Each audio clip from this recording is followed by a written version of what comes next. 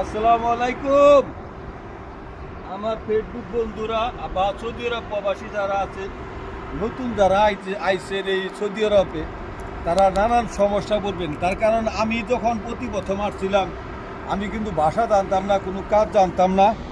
কাজ না জানার কারণে আমার অনেক সমস্যা হয় ভাই। এই বিদেশের বাড়িতে দালালে আপনি কয়ে পাঠাবো একটা, আপনি পাইবেন আর একটা। তার জন্য মন খারাপ করবেন না, এই জন্য মন খারাপ করবেন না ভাই। দেখেন, এই প্রবাসীতে এই কেউ কারো আপন হয় না ভাই। যদিও হঠাৎ দুই একজনে আপনার ভালো চায়, কিন্তু সবাই স্বার্থের পাগল ভাই। দুনিয়া বুঝায় আপনি স্বার্থের পাগল। আমি কাজ করতে আইছি কায়েম কফি শপে, আমি কায়েম কফি শপ পাই নাই। তারপরে আমি এক কোম্পানিতে ঢুকছি, ওখানে ঠিক মতো বেতন পাই না, বেতন করে ভাষাই জানি না কেমনে কী করবো। পরে যাই এক কোম্পানিতে ঢুকছি আজকে অনেক বছর, এই যে 3 বছর প্লাম্বারে কাজ করতেছি, 2.5 বছর ধরে প্লাম্বারে কাম কাজ, আলহামদুলিল্লাহ কাম কাজ শিখা হয়ে গেছে গা আমার। এখন বর্তমানে আমার প্লাম্বারেও কাজ নাই। প্লাম্বারের কাজ না থাকার কারণে বর্তমানে আমি রং দিতে আছি। আসলে সৌদি আরবে আইসা আপনি যদি দেশে বড় লোকের পোলা থাকেন বা মধ্যবিত্ত শ্রেণীর পোলা থাকেন, তাহলে অবশ্যই এখানে বসে থেকে কোনো লাভ নাই ভাই। এখানে কাজ করে খাইতে হবে। এই জন্যই কাজ করে খাইতে হবে, কারণ এই বিদেশে আপনি বসে থাকলে কেউ এক মোটা ভাত দিবে না, একটা রুটি কিনা দেবে না ভাই। তাই কাজ ছোটো হোক বড় হোক, আপনি কাজ করতে থাকবেন। নতুন নতুন একটা কাজ যে পর্যন্ত না পাইবেন, আরেকটা কাজ যত না পাইবেন, ততক্ষণ আপনি এই কাজ করে দেবেন ভাই।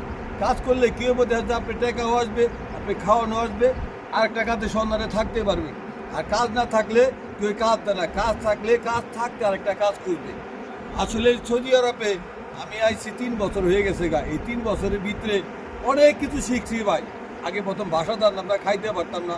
আলহামদুলিল্লাহ অনেক কিছু শিখছি, এখন ভাবভঙ্গিও বুঝি ভাই। অনেক চিটার বাটপার আছে, আপনার কাজের কথা করে টাকা নিব, পয়সা নিব, কিন্তু আপনার কাজ দিব না। অনেক আছে ভাই, আগে টাকা দেন পরে কাজ দিব। আসলে এটা হচ্ছে সত্য, মিথ্যা কথা ভাই।